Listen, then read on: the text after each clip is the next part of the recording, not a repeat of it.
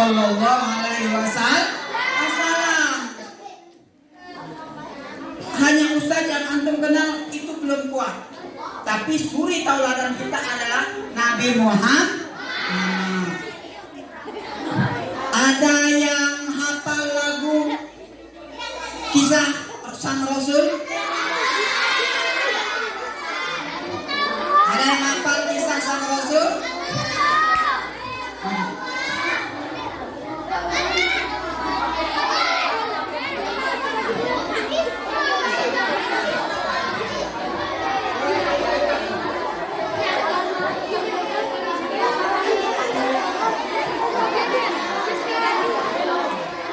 Nabi Muhammad lahir pada tanggal 12 Rabiul Awal pada tahun gajah. Nabi Muhammad saat lahir dia tidak memiliki seorang bapak lagi karena bapaknya sudah meninggal. Yaitu dia sudah meninggal saat Nabi Muhammad masih di dalam kandungan.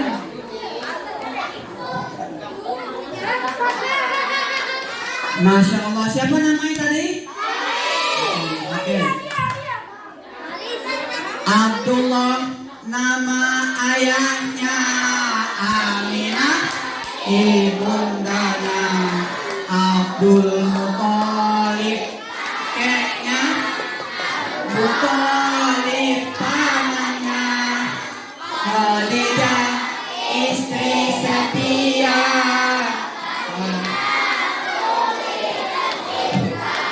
Inilah kisah sang Rasul yang penuh suka duka, yang penuh suka duka. Kita ulangi sekali lagi. Abdullah nama ayahnya, ibundanya, Abdul Muthalib kakeknya, Abu Thalib pamannya, Khadijah istri setia.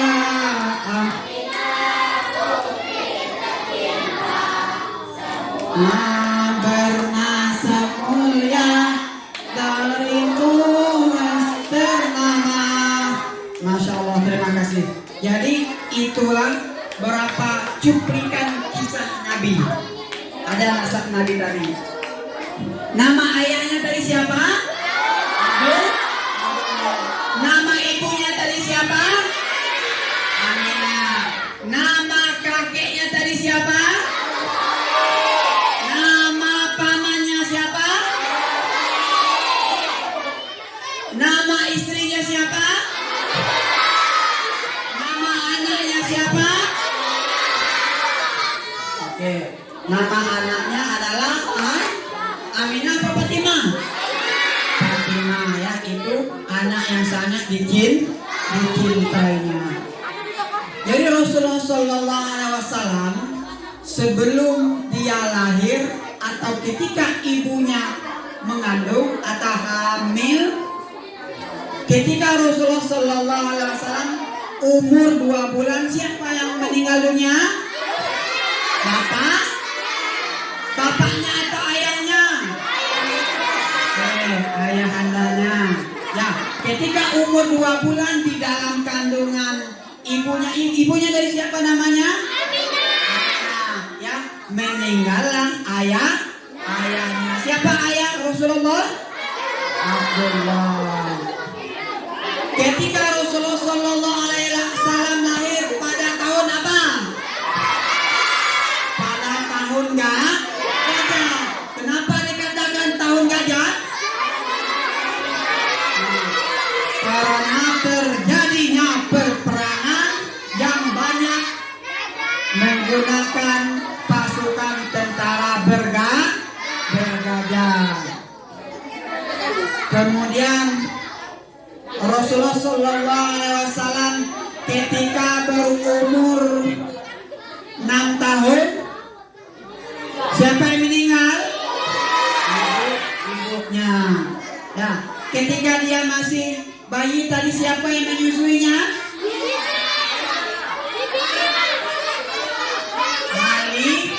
Halimah.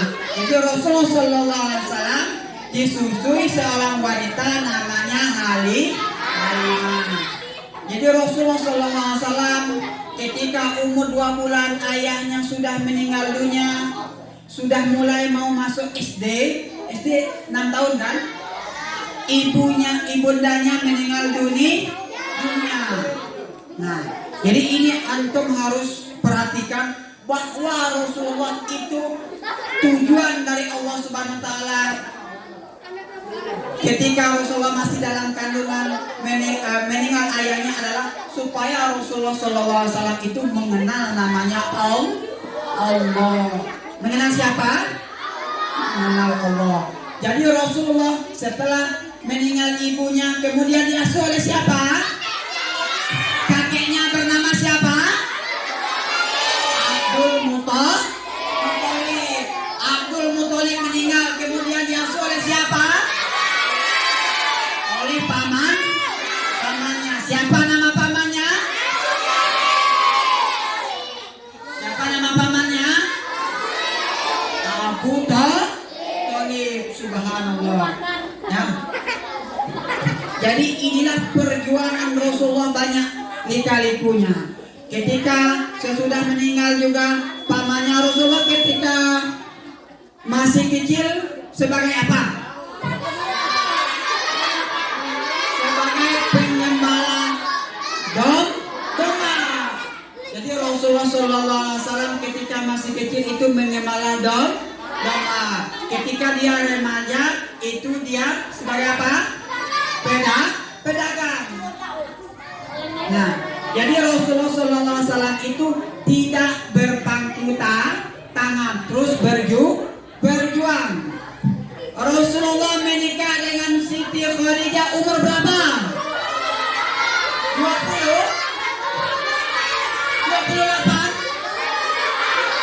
25 tahun.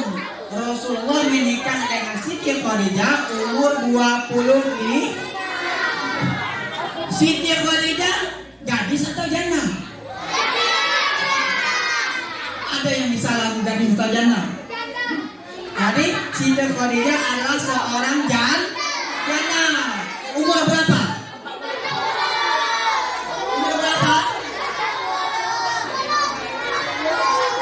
Umur 40 tahun. Nah. Jadi umur 25 tahun Rasulullah mempersunting Siti Khadijah. Menikah dengan Siti Khadijah. Jadi banyak maharnya nak ya. Jadi Rasulullah itu ketika dagang juga dia mengikut atau bosnya juga Siti Khadijah itu ya, bosnya Rasulullah. Jadi dalam berdagang. Ketika umur 30 tahun Rasul mempersatukan bangsa. Apa contoh yang dilakukan Rasulullah? Ketika Hajar Aswad diangkat, jadi dikumpulkan 1, 2, 3, 4. Nah, disitulah Rasulullah mempersatukan bangsa. Tidak ada supaya tidak ada perselisihan. Kemudian umur 40 tahun Rasulullah umur 40 tahun diangkat menjadi Rasul. Diangkat menjadi apa? Apa yang tahu beda Nabi dengan Rasul?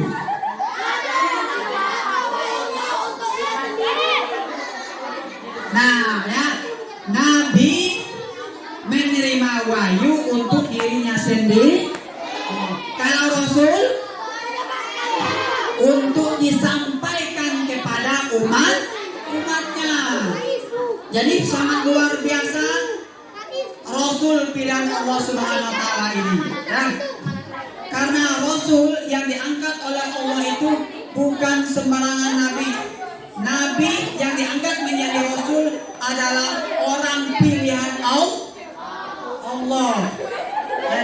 Jadi yang mempunyai berbagai sifat. Apa sifat Rasul yang wajib kita ketahui? Ada berapa? Ada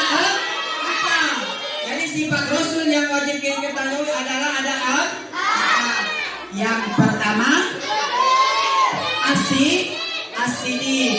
Jadi sifat yang wajib kita ketahui para rasul itu adalah yang pertama asidi, jujur. Jadi para rasul yang Allah angkat menjadi rasul itu orang yang jujur, baik perkataan maupun perbuatannya. Jadi sudah diakui oleh semua kalangan, baik orang Islam maupun orang non-Muslim. Mereka mengakui bahwa Rasulullah itu jujur, tetapi mereka tidak mau beriman kepada ajaran Nabi itu sebagian. Jadi orang kafir mengakui Nabi itu jujur, tapi sebagian dari mereka tidak mau beriman terhadap ajaran Nabi. Yang kedua apa?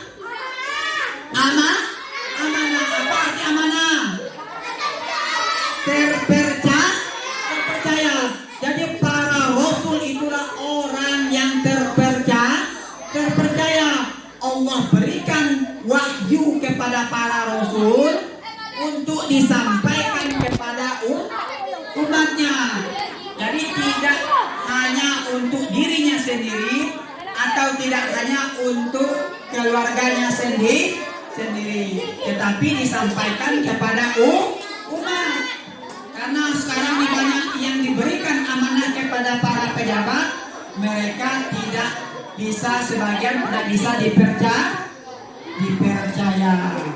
Mudah-mudahan siapapun yang diberikan amanah, Allah berikan istiqomah dan bisa dipercaya oleh rakyat.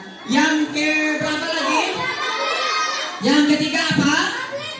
Tabligh, menyampaikan. Jadi wahyu yang Allah sampaikan kepada Rasul disampaikan kepada umatnya. Sampailah kepada kita. Contoh wahyunya, ya ayyuhalladzina amanu qu anfusakum wa ahlikum nar.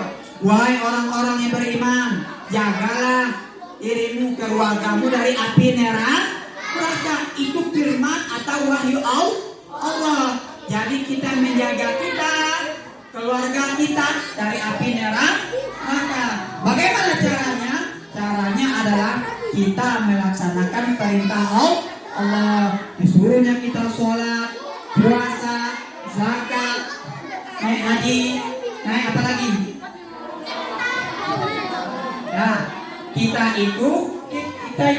Kalau tidak kita ikuti, bisa-bisa kita terpeleset masuk neraka. Yang terakhir apa?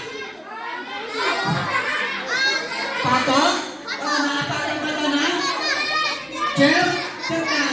Jadi para rasul itu adalah orang yang cerdas. Kalau amanah ada cerdas, tidak juga ada gunanya. Jadi para rasul itu sudah jelas orang pilihan yang Allah berikan, yang Allah pilih kepada para rasul, yang dipilih dari Nabi menjadi rasul adalah orang yang cerdas dalam memutuskan berbagai persoalan, baik persoalan keluarga, pribadi, dan umat. Jadi mereka cerdas dalam memberikan solusi.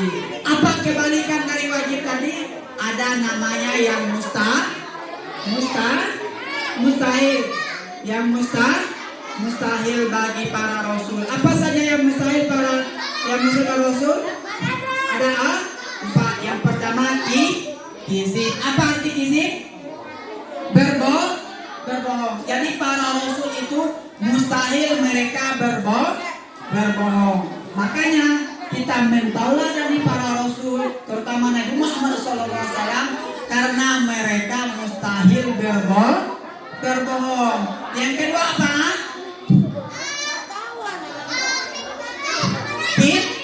Kitman. Apa arti kitman? Kitman menyembunyikan. Jadi Rasul itu tidak akan menyembunyikan wahyu yang Allah berikan. Contoh, ada wahyu yang hanya orang lain tapi disembunyikan.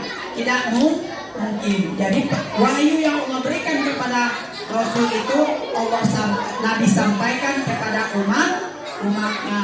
Kemudian khianat, yang ketiga khianat. Apa khianat? Khianat mustahil para nabi atau rasul itu berkhianat. Kemudian apa lagi? Balada. Jadi para rasul itu mustahil mereka bodoh. Nah, jadi kebalikan dari cerdas. Jadi para nabi dan rasul itu mustahil mereka bodoh. Makanya kita mentauladani para rasul, terutama Nabi Muhammad SAW, karena mereka cerdas, karena mereka jujur, karena mereka amanah atau terpercaya. Jadi setelah Nabi Muhammad umur 40 tahun kemudian diangkat menjadi rasul, Allah memberikan amanah yaitu berupa dakwah kepada Nabi Muhammad. Apa arti dakwah? Apa itu dakwah? Dakwah adalah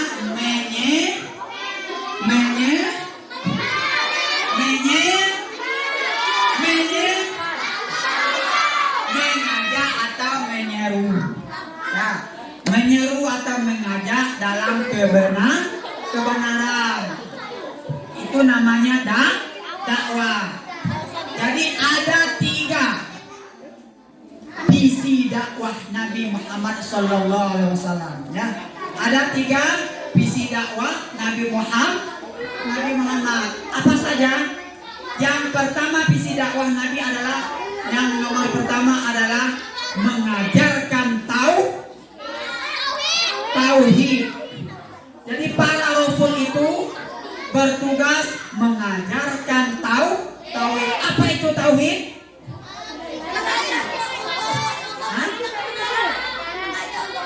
Mengajak kebenaran. Yang lain?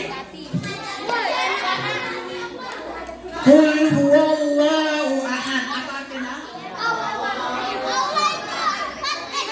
Allah itu esa. Jadi mengajarkan tauhid artinya adalah mengesahkan Allah lah satu-satunya yang harus disembah.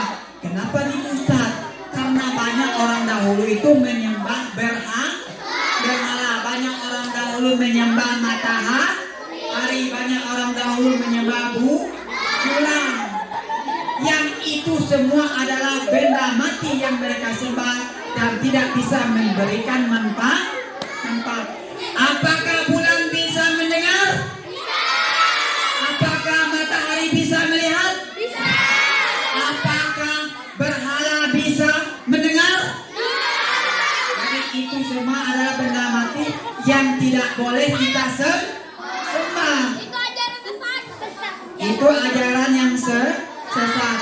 Maka yang wajib kita sembah adalah Allah. Maka para rasul Allah utus untuk mengesahkan Allah. Yang kedua, visi yang kedua adalah apa? Memperbaiki akhlak.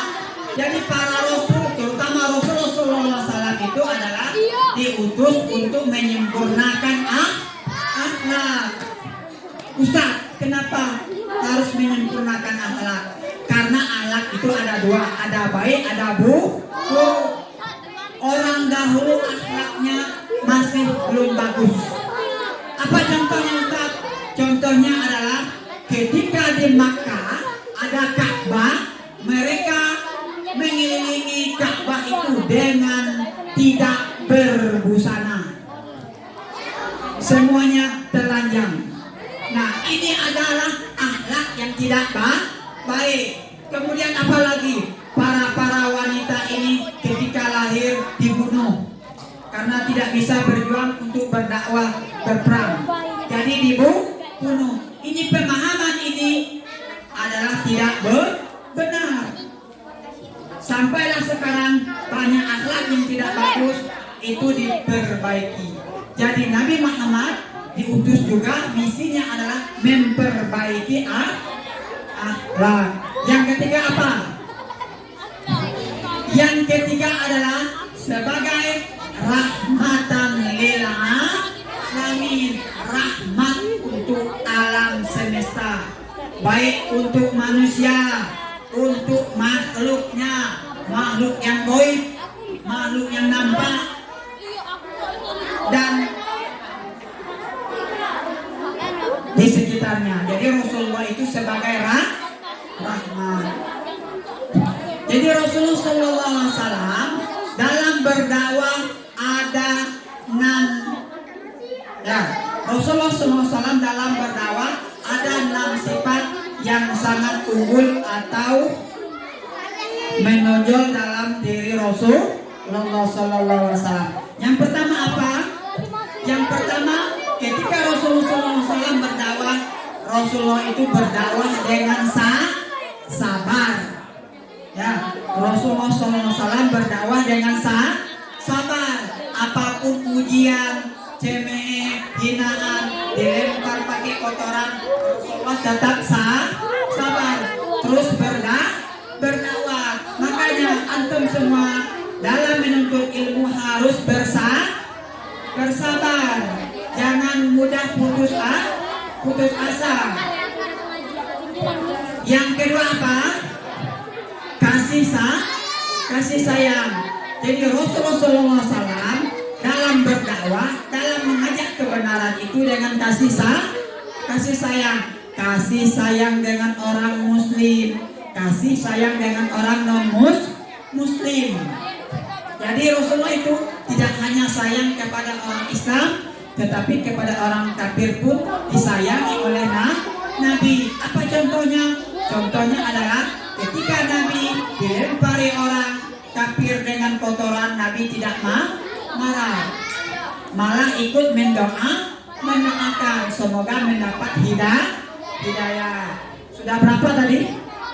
2. Yang ketiga adalah lembut. Jadi Rasulullah SAW itu berdakwah dengan lembut, dengan hikmah, tidak dengan penuh kekerasan. Yang tidak mau berdakwah nanti, yang tidak mau masuk Islam akan dipotong tangannya.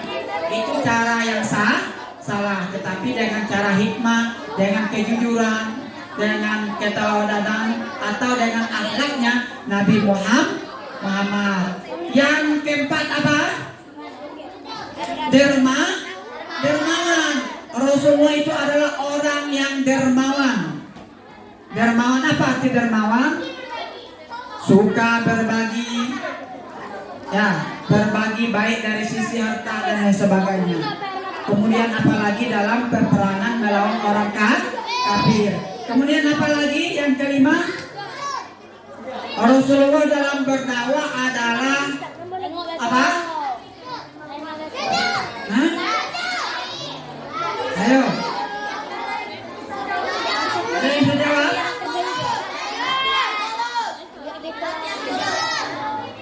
Rendah hati. Nah, di sini rendah hati ini perlu Jadi Rasulullah walaupun Nabi atau Rasul yang diutus oleh Allah, mereka benar, tetapi Rasulullah tetap sederhana, tetap rendah hati. Siapapun yang ingin konsultasi, ingin berbagi ilmu, Rasulullah tetap mau berbagi ilmu, tetap mau konsultasi. Mereka tidak membedakan suku. Ya, jadi Rasulullah itu rendah hati. Yang terakhir apa? Rasulullah adalah seorang yang berani. Jadi Rasulullah dalam berdakwah dia berani. Walaupun dalam berdakwah pertama dengan tahap sembunyi-sembunyi, kemudian terang-terangan, tetapi Rasulullah berani memulai dalam berdakwah. Walaupun Rasulullah itu banyak diuji berbagai ujian, tapi Rasulullah tetap sabar, tetap berani dalam berdakwah. Dan juga dia berani memimpin dalam peperangan. Anak Ustadz yang soleh-soleha yang Ustadz banggakan, jadi sangat perlu kita mempelajari atau memperingati Maulid ini. Bagaimana kita mengetahui kisah Nabi, dalam proses lahirnya, kemudian dalam berdakwah. Kenapa seperti itu, Ustaz? Karena kita memperingati Maulid ini adalah untuk menguatkan keimanan kita kepada Allah. Jadi kita memperingati Maulid ini menguatkan keimanan kita kepada Allah. Yang kedua apa? Untuk memahami ajaran Nabi. Nah, untuk memahami ajaran Nabi, apa saja yang diperintahkan Nabi? Misalnya sebelum makan kita berdoa, sebelum tidur kita berdoa, dan masih banyak lagi ajaran Nabi. Itu semua harus kita pelajari dan juga harus kita praktekkan. Yang ketiga adalah apa? Ini yang sangat kita tunggu-tunggu. Yang ketiga adalah kita akan mendapatkan syafaatnya Nabi di yaumul kiamah.